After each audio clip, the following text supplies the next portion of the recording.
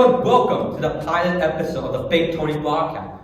We will be discussing everything about the Toronto Maple Leafs. I am your host, Mitchell News, aka Big Tony, and I'm with my fellow co-hosts, Andrew, Robert, and Matthew. Today, we will be debating one of the most popular topics in hockey.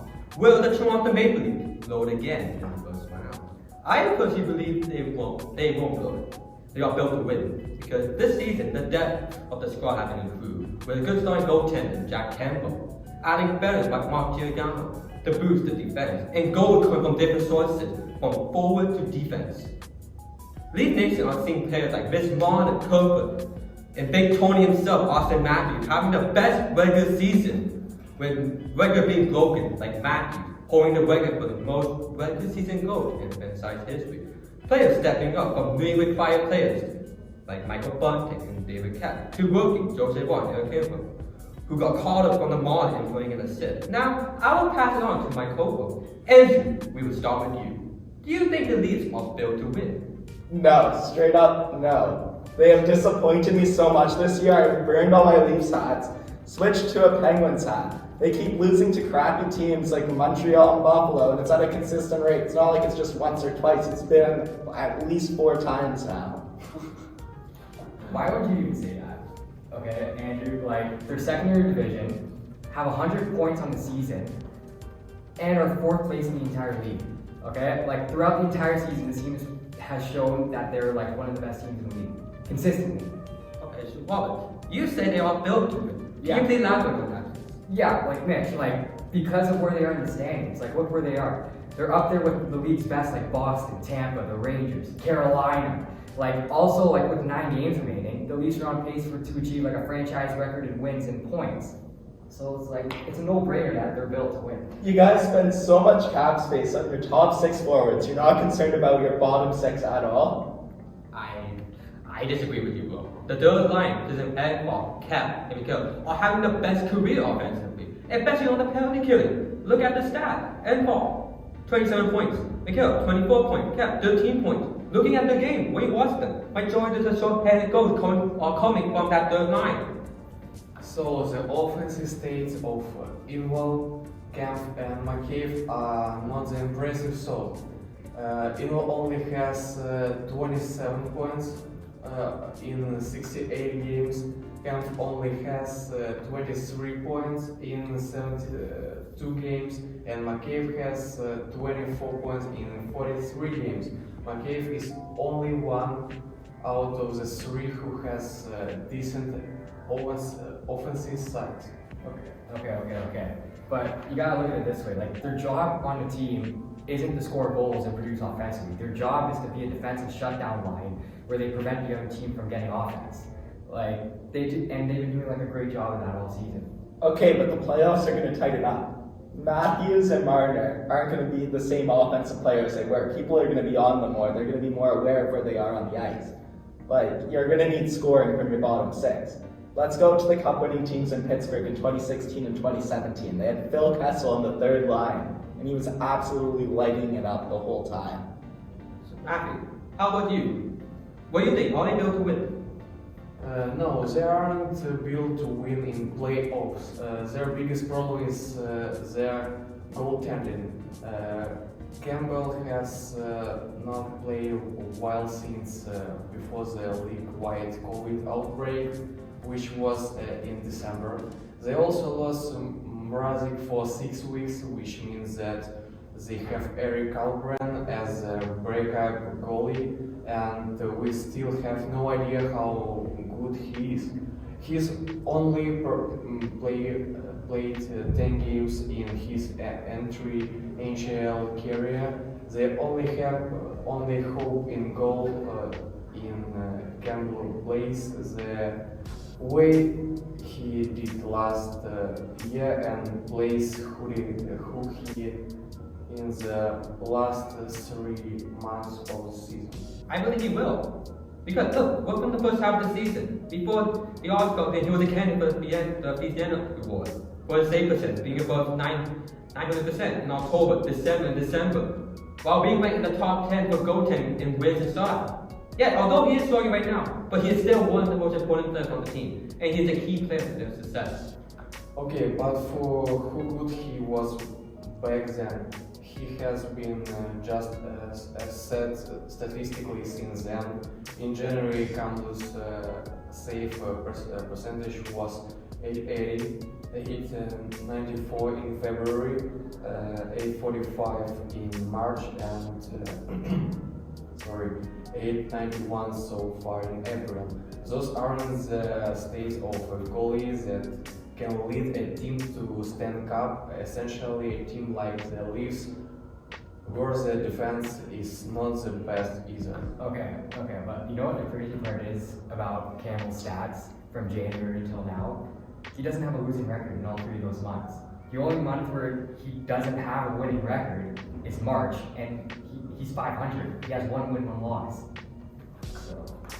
But I mean, their defense isn't great either at the same time. Like when you're watching the games, especially against weaker teams like Buffalo and Montreal, they're leaving guys open for wide open looks. It seems their defense scores more on their own net than on the opposition's net. So that stuff's not going to fly in the playoffs. So Mazin is also not 100 health. He is a big part of the defense, and for the past 2 playoffs runs, he has not been able to stay healthy. They need to rely on their defensive tips, and we send in hard right now. I don't know if Landgren is ready to be really open in the play.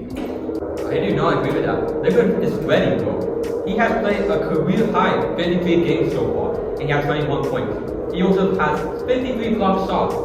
He has a plus 14. His contribution to the attack, especially shot on goals, over 60, which make him one of the least most reliable defenders.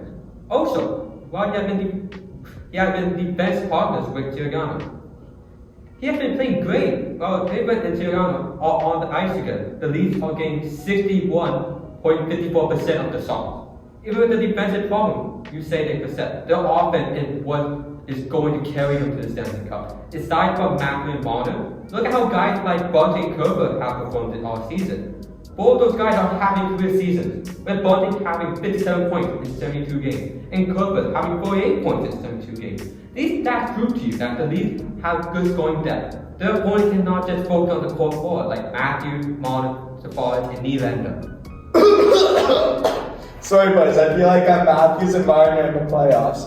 Alright, last year, the second the defense decided to tighten up on them, their production dropped significantly. So what if Matthews is on pace to potentially hit a 70-goal regular season? It means nothing when we can't do anything in the playoffs consistently. Okay. Yeah, that's true. Okay, but look how Matthews and Marner are performing this season. Matthews is about to score 60 goals. Marner is about to end the season more than 100 points. Okay? I don't think you can base their potential performance in this year's playoffs for this upcoming year's playoff. Okay? And also the difference between last year's playoff and this year's playoff is that John Tavares will actually be available this time, which will make it harder for the team that will face them to match up against the Matthews line and the Tavares line. Okay, so we have an interesting debate. Andrew and Matthew, you guys say that this postseason for the Leafs will result in another round 1 humiliation embarrassment, while me and Robert are saying that they will avoid it. I want to continue the discussion about the League playoff chances. I would like to get all of your opinions on this, on the League potential opponents in the first round. Who do you guys want to see them face off? Either the Boston Bruins or the Tampa Bay Lightning? I personally want to see the Leafs face the Bruins in the first round because in 2013, 2018, 2019, some of these darkest moments came from Game 7 in TD Garden. I think the Leafs want to remove that from the memory and take down the team that caused so many heartbreaks the last decade. What about you guys? I want Tampa for sure, and this is because they're not the same team as what they were when they won the back-to-back cups. Okay, and also I don't want to face the Bruins again. Okay, as a lifelong Leaf fan, I don't think I can survive another Game 7, guys. I don't. It's gonna kill me. I think it's terrible. Please go. Toronto, do this? Don't do it. Being down low in the stadium equal worst team.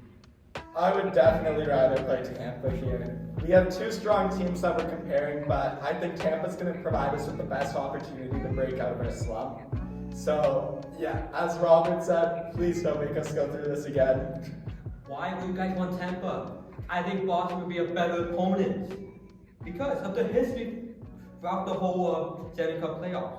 Would you guys want to see another chapter to this rivalry or not? No way, man. No. I've seen enough of the Leafs and Bruins in the playoffs to know how that series will play out. Okay, guys? And also, Tampa lost their entire third line of Goudreau, Gord, and Coleman from last year. Okay? And that line was an absolute force for them in the playoffs last year and when they won the Stanley Cup in 2020 in the bubble. Okay? So, and if the Leafs face the Lightning this year, that threat isn't there anymore for the Leafs to worry about. But Robert, you can have a better shot against them. Because the best goaltender to the Leafs is no longer playing anymore. He retired. And the Leafs had the number. The only line we need to worry about, honestly, is the first and second line with Marchand, Bergeron, Hall, and Pasternak. Well, Boston here is not a team that's afraid to get gritty, okay? The Leafs seem to be softer than most teams, and they're going to back away from the grittiness, which is going to allow Boston to absolutely dominate. So, personally, I'd rather see them play Tampa for that reason. Also, with a player like Brad Marchand, once they start calling penalties less, Brad Marchand's going to become even more of what Mackey said, a rat, and really get in the Leafs' head. While Tampa, on the other hand, a team that's also more skill-based, very similar to the Leafs. So it's going to open up the game more for more opportunities offensively. Tampa has won back-to-back Stanley Cup. Boston, on the other side hand, is a team filled with Asian players like Bergeron, with same young talent alongside them. The team has not seen such success over the past few years with their current group. Back-to-back means absolutely nothing. Let's bring the Penguins into this. They won in 2016 and 2017. What happened after that? First round exits every year since. Okay? The fact you would even consider that as a valid argument is absolutely pathetic, man. Absolutely pathetic. Wow. Why, though? Wow. I'm just stating facts. Why? I'm just trying to state the fact. You had to ruin that. I mean, like that. Come on. You had to This ruin is that. pathetic. Okay, but honestly, guys, compared to Tampa, I actually really think that the Leafs match up well against them defensively. Okay, look at the defense of Austin Matthews this year, and it looks like he's gonna get votes for the Selke Trophy for his defense. Okay, and the Leafs also have one of the best defensive players in Mitch Marner in the entire league. He plays on a penalty kill. He's their most reliable penalty killer on the team right now. And I think it's absolutely disrespectful to Mitch Marner, no matter what fans say about him with the contract and all the holdout and all that, if he's overpaid, it's an absolute travesty that he's not getting he's not in the Selke conversation more. It's an absolute travesty.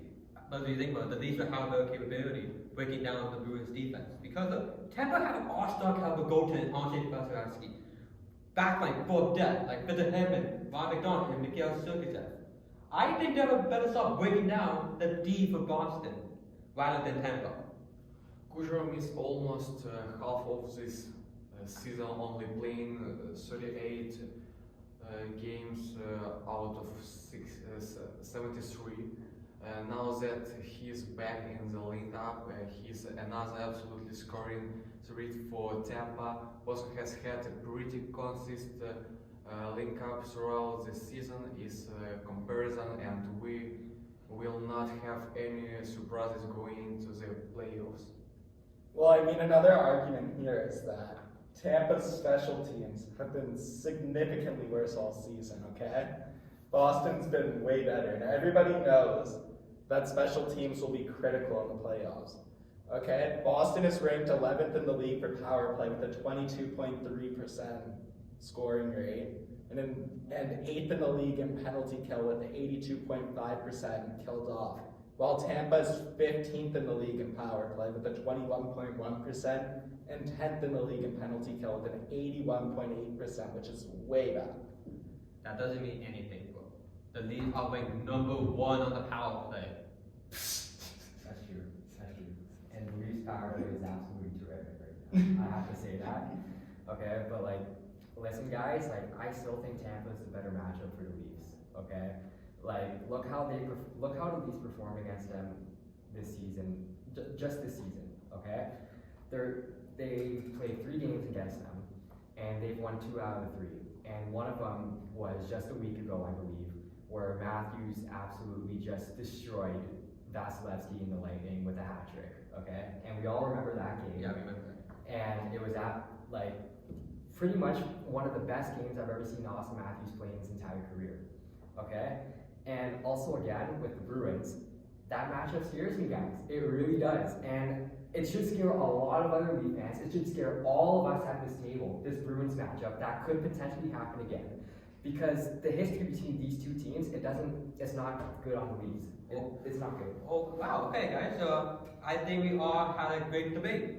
We all came up with excellent points. Mine was all better. Everything I That's said, debatable. mine was 10 out of 10. That's Real Nice, points, really 10 out of 10. Robert, I'll give you like an 8 out of 10. You two, well, you're not even ranking. You're like, Okay, you're like okay. below the scale. And I think we're both likely to start a massive debate between all these fans. Thank you all for listening, and stay tuned for the second episode. Please like, subscribe, and feel free to leave a comment on what you think. Will you think the Leafs are built to win?